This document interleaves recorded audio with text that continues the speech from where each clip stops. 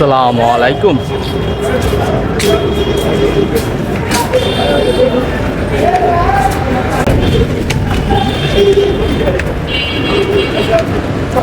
সচিবালয় metro rail, আমরা এখন মিরপুর যাবো।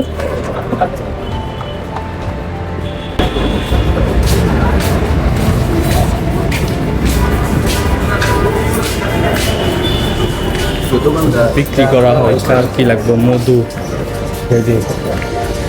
সকল কিছু ডিটেলস।